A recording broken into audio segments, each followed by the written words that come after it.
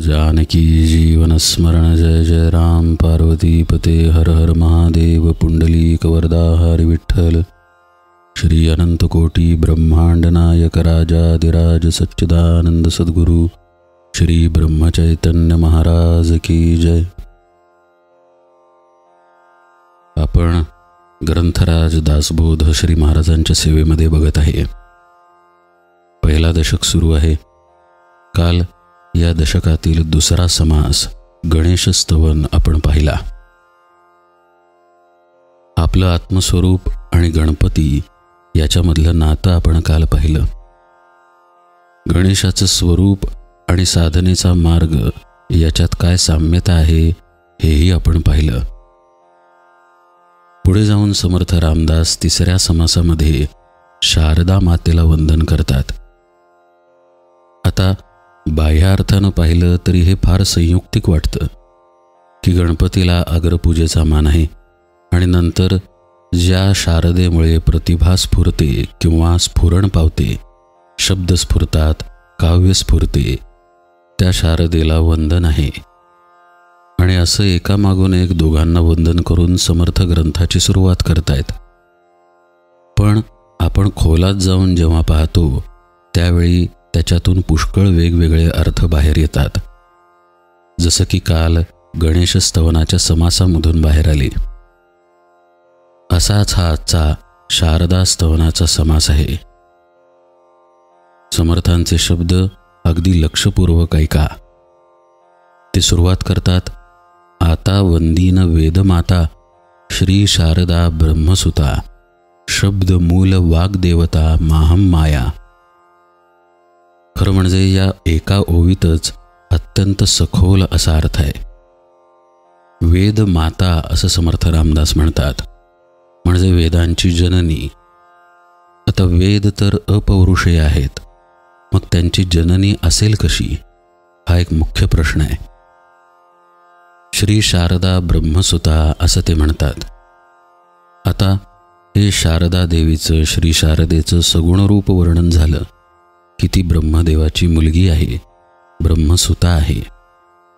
पण इथपर्यंतच शारदेचं वर्णन करून समर्थ रामदास थांबत नाहीत। ते पुढे म्हणतात, शब्दमूल वाग्देवता माहम माया। आता हे शब्द फार मोठे आहेत। जे शब्दाचं मूळ आहे आणि वाग्देवता जी आहे किंवा मायेचीही माया आहे अशी शारदा आहे।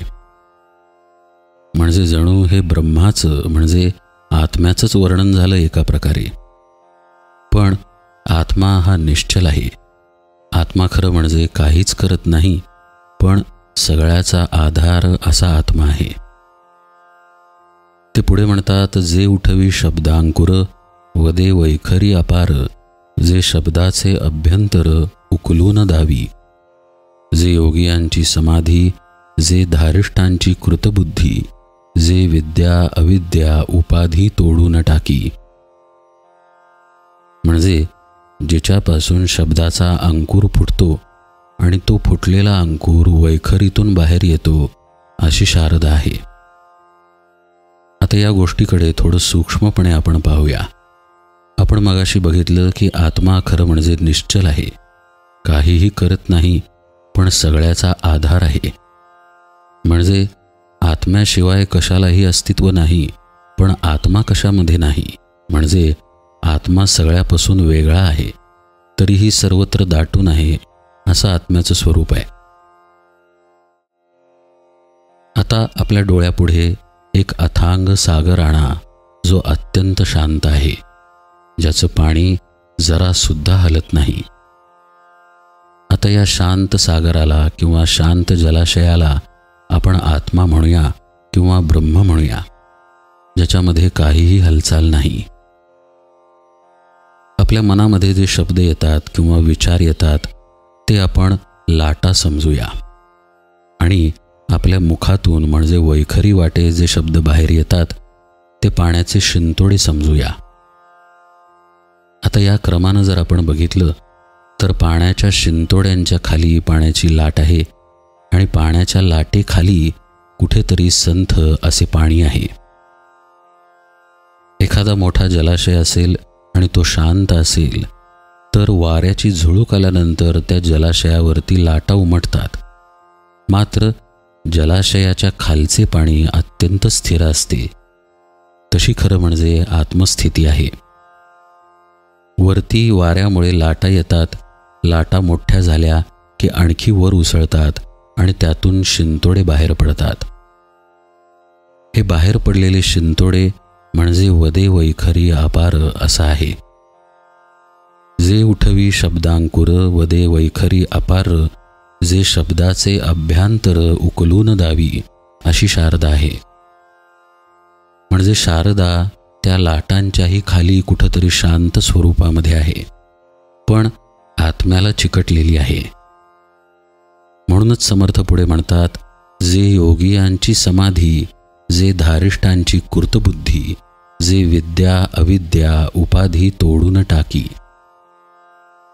समर्थ रामदास शारदेला योगाच्या समाधीपाशी नेऊन ठेवतात. म्हणजे जी योगाची समाधी आहे ती शारदा आहे असे एका प्रकारे ते म्हणतायत. पण ते म्हणतात, जे धारिष्ठांची कृतबुद्धी, जे विद्या अविद्या उपाधी तोडून टाकी. अविद्या म्हणजे वृत्तीवरती येणे आणि विद्या म्हणजे निर्वृत्तिक असणे. आता निर्वृत्तिक असणे आणि वृत्तीवरती येणे या दोन्ही गोष्टी खरं म्हणजे आत्म्याच्याच आधारानं घडतात. जसं की आपण समाधी स्थितीमध्ये नसलेले सर्वसामान्य लोक, पण आपला आधारसुद्धा आत्माच आहे. आणि समाधी स्थितीमध्ये असलेला एखादा योगी, त्याचा आधारसुद्धा आत्माच आहे. आत्मा सर्वत्र समानच आहे, फरक मात्र वरच्या स्थितींमध्ये पडतो. शारदा जी आहे ती या आत्म्याला अगदी चिकटून आहे, अगदी संलग्न आहे, अगदी त्याच्या नजीक आहे. नेमकी हीच गोष्ट पुढे समर्थ रामदास सांगतात. जे महापुरुषाची भार्या, अति संलग्न अवस्था तुर्या, जये करिता महत्कार्या प्रवर्तले साधू. महापुरुषाची भार्या म्हणजे आत्मस्वरूपाचं प्रगटीकरण. इथला महापुरुष म्हणजे आत्मा आहे.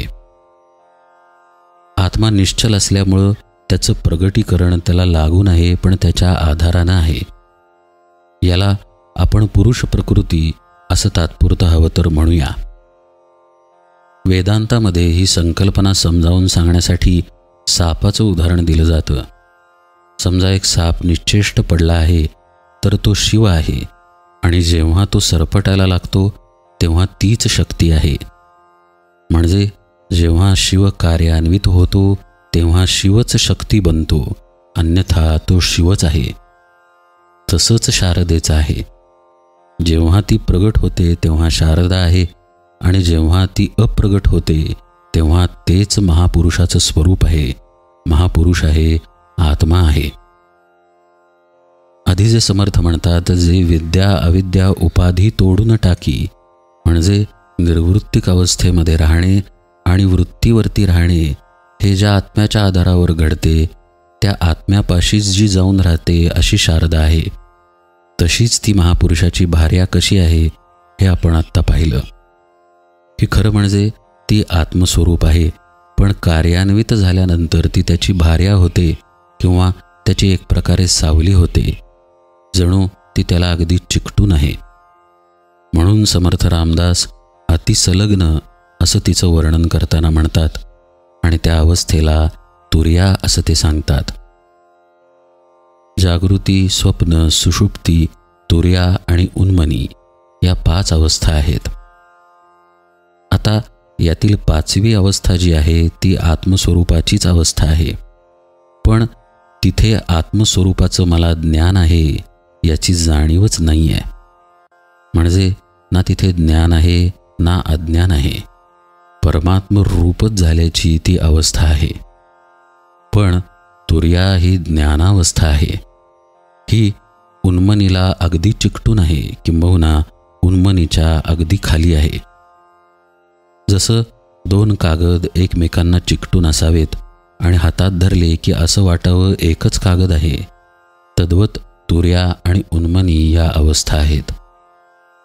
तुर्येमध्ये ज्ञान असल्याकारणाने ज्ञानाची जाणीव आहे आणि ही जाणीवच कार्याला प्रवर्तित करते. म्हणून तर प्रवर्तले साधू असं समर्थ रामदास म्हणतात. मी जाणीव आणि नेणिवेच्या पलीकडे जाऊन बसलो, परमात्माच होऊन राहिलो, तर ती झाली उन्मनी अवस्था. पण त्याआधी जर मी कार्यप्रवण झालो तर ती झाली तुर्यावस्था, जिथे मी माझ्या ज्ञानाचं स्मरण ठेवलं.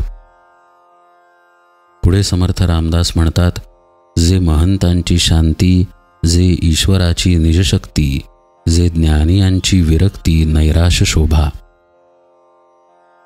म्हणजे ही शारदा महंतांच्या ठिकाणी शांती म्हणून आहे, ईश्वराची निजशक्ती आहे, तर विरक्ती म्हणून ज्ञानी लोकांच्या ठिकाणी आहे. याचा अर्थ काय? एखाद्या गुणाने एखादी वस्तू प्रगट होणे, इथं शारदेचं अस्तित्व आहे. जसं की लाट उमटली पाण्यावरती की पाणी दृश्य होतं, अन्यथा ते डोळ्यांना दिसत नाही, अशातला हा प्रकार आहे. आत्मा आहेच, पण शारदेमुळे तो दिसतोय, अशातला हा प्रकार आहे.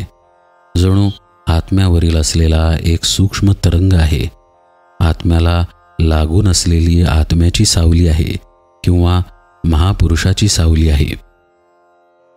जे घडत आहे त्या घडत असलेल्या गोष्टीची जाणीव ती आहे. माझ्या आत असलेल्या गोष्टींचं प्रगटीकरण ते आहे, किंवा एखादा स्पंद असावा, एखादं स्फुरण असावं, तशी ती आहे. आत्म्याचं स्फुरण असं सुद्धा शारदेला म्हणता येईल. अशा शारदेला समर्थ रामदास वंदन करतायत. पुढे या शारदेचं वर्णन करताना समर्थांचे शब्द आणखी तेजस्वी होत जातात. ते म्हणतायत, जे अनंत ब्रह्मांडे घडी, लीळा विनोदेची मोडी, आपण आदिपुरुषी दडी मारून राहे.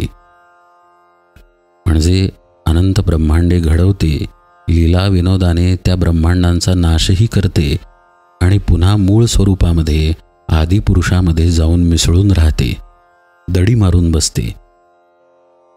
हेच आपण मगाशी पाहिलं की जसं शिव आणि शक्तीनं असावं.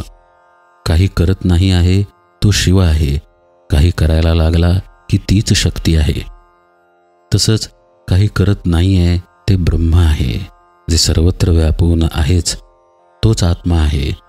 पण ते काही करायला लागलं की ती ब्रह्माची सुता आहे, ब्रह्मसुता आहे, शारदा आहे.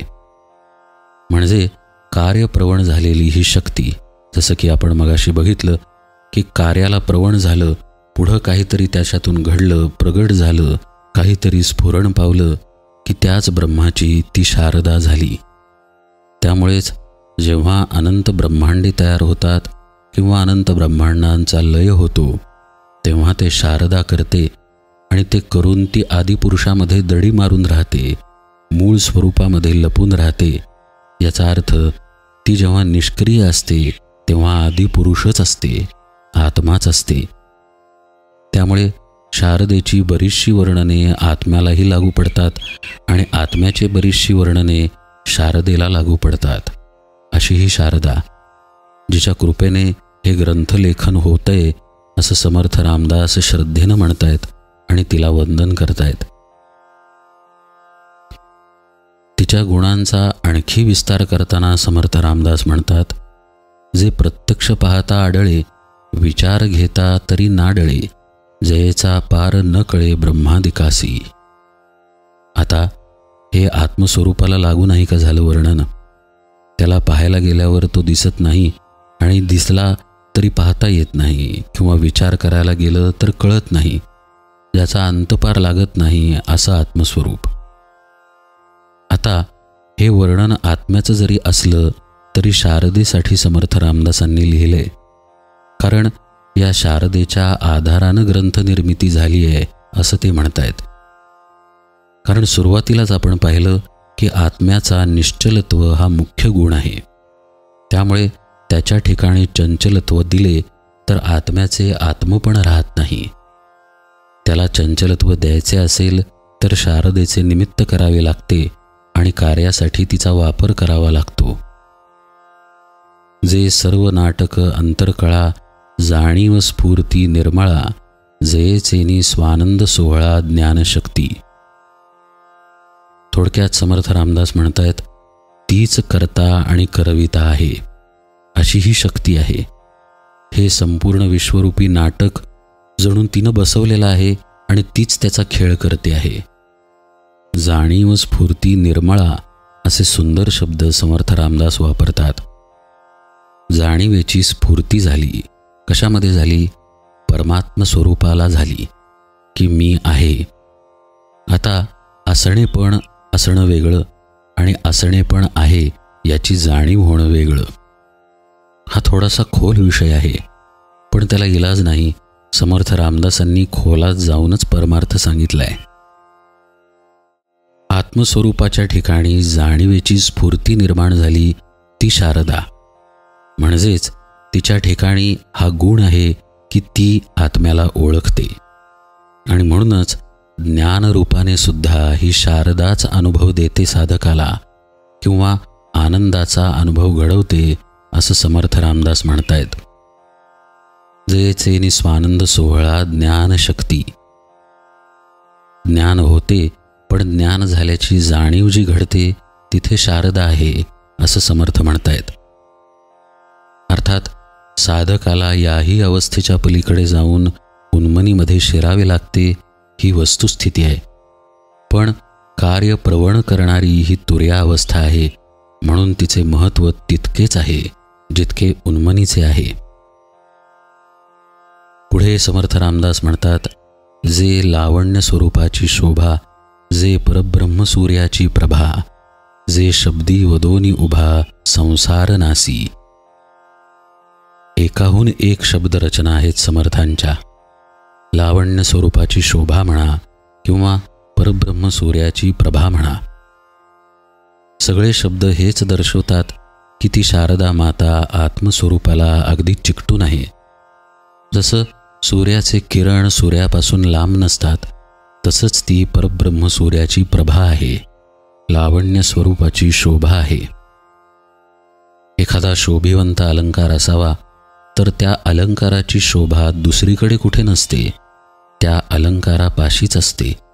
तसंच स्वरूपाची जी शोभा आहे ती स्वरूपापाशीच आहे आणि ती शोभा म्हणजे शारदा आहे, असे सुंदर शब्द समर्थ रामदास वापरतात. जे शब्दी वदोनी उभा संसार नासे. संसाराचा ती नाश करते असं म्हणतायत. का? कारण आत्मस्वरूपाचा ती अनुभव देते. संसाराचा अनुभव जागृती, स्वप्न आणि सुषुप्ती या अवस्थांमध्ये आहे. तुर्येमध्ये संसाराचा अनुभव नाही, तिथे आहे ज्ञान. पण ज्ञानाची जाणीव आहे म्हणून तिथे शारदा आहे. आणि ज्ञानाची जाणीव झाल्यानंतर संसार नाश होणारच ना. जर खरं काय ते कळलं तर खोट्याची किंमत राहत नाही, इतका सरळ अर्थ आहे इथे. हीच मोक्षाकडे नेणारी वाट आहे, कारण स्वरूप ज्ञान हाच खरा मोक्ष आहे. म्हणून समर्थ रामदास पुढे म्हणतात, जे मोक्षश्रिया महामंगळा, जे 17वी जीवनकळा, हे सत्वलीळा सुसीतळा लावण्य खाणी. महामंगळा म्हणजे मंगळाहूनही मंगळ आणि मोक्ष जिच्यामुळे प्राप्त होतो अशी शारदा. या शारदेला समर्थ रामदास 17वी जीवनकळा म्हणतायत. कालच्या गणेश स्तवनाच्या समासामध्ये आपण 17वी जीवनकळा हा विषय पाहिला, जेव्हा समर्थ रामदासांनी गणपतीच्या गंडस्थळातून मध वाहतो असा उल्लेख केला. ही 17वी जीवनकळा ब्रह्मरंध्रापाशी स्रवते. आता ब्रह्मरंध्रापाशी आहे काय? तर ब्रह्मरंध्राला चिकटून सहस्रदळ स्थानच आहे, जिथे परमात्म स्वरूप आहे. म्हणजे परमात्म स्वरूपाला चिकटून असलेली चित्शक्ती म्हणजेच 17वी जीवनकळा, म्हणजेच शारदा. इथे पुन्हा एकदा हे सिद्ध झाले की शारदेचे प्रत्येक वर्णन हे आत्म्याला चिकटलेली एखादी गोष्ट अशा अर्थाचेच आहे, किंवा आत्म्यामध्ये उठलेला एक सूक्ष्म तरंग, एक स्फुरण, एक स्पंद. हे सत्वलीळा सुसीतळा लावण्य खाणी असे सुंदर शब्द वापरून समर्थ रामदास या शारदेचं जणू कौतुक करतात. सत्वलीळा सुसीतळा म्हणताना समर्थांना असं म्हणायचं आहे की तिथे जणू सत्वगुणाचा पुरेपूर साठा आहे. शुद्ध सत्वगुण तिथे भरून राहिलेला आहे.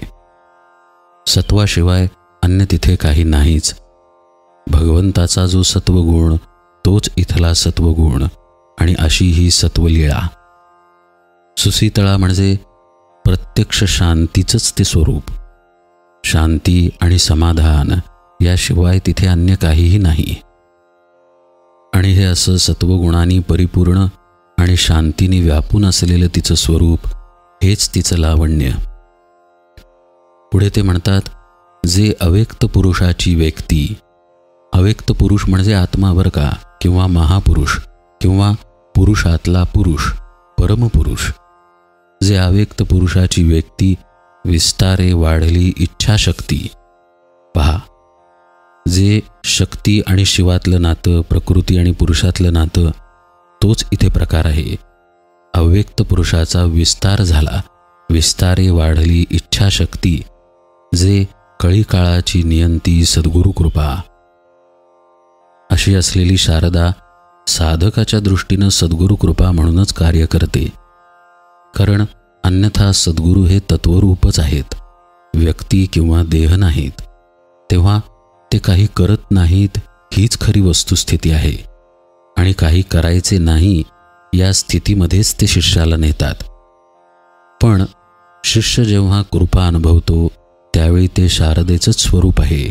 कारण त्या अविचल अचल निश्चळ अशा परमात्म तत्वामधून ती झालेली क्रिया आहे, तो झालेला विस्तार आहे. जे परमार्थ मार्गीचा विचार निवडून दावी सारासार, भवसिंधूचा पैलपार पाववी शब्दबळे. सरळ आहे.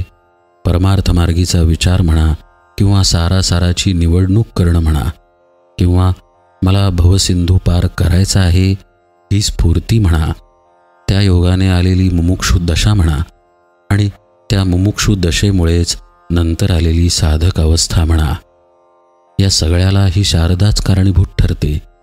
भवसिंधूचा पैलपार पाववी शब्दबळे. शब्दबळे म्हणजे प्रगट होऊनच ना. म्हणजे एखाद्या गोष्टीचं प्रगटीकरण होणे म्हणजेच शब्द प्रसृत होणे. आता मला मोक्ष हवा आहे हे आत्मस्वरूपातून झालेलं प्रगटीकरणच आहे, जे जीवाला मोक्षापर्यंत घेऊन जातं. भगवंताच्या आणि आपल्यामध्ये वासना येते ही गोष्ट खरी आहे, पण मला भगवंत हवा आहे ही वासना धरावीच लागते. जसा काट्याने काटा काढावा तसे. मुमुक्षुत्व म्हणजे मोक्षाची इच्छा. आता इच्छाच उरली नाही की मोक्ष प्राप्त आहे, पण ती दशा येण्यासाठी मोक्ष हवा ही इच्छा धरावी लागते. आणि हेच शब्दबळ आहे. याच शब्दबळानं भवसिंधूचा पैलपार गाठला जातो असं समर्थ रामदास म्हणतायत. आणि हे शब्दबळ म्हणजे शारदा आहे असं ते सांगतायत. पुढे ते म्हणतात, ऐसी बहुवेषे नटली माया शारदा एकली, सिद्धची अंतरी संचली चतुर्विधा प्रकारे. अशी ही शारदा सर्व प्रकारे नटून राहिलेली आहे आणि चतुर्विध प्रकारे म्हणजेच परा, पश्यंती, मध्यमा आणि वैखरी या वाणींच्या रूपाने वास्तव्य करून आहे. हा सगळा विषय आपण यथावकाश पाहूया. अजून शारदेच्या समासामध्ये समर्थ रामदास आणखी खोल गेलेले आहेत. ते बघताना आपण काही आधींच्या ओव्यांचा सुद्धा कदाचित पुन्हा परामर्श घेऊया. आजच्या निरूपण सेवेला मात्र इथेच विराम देतो. जानकी जीवन स्मरण. जय जय राम.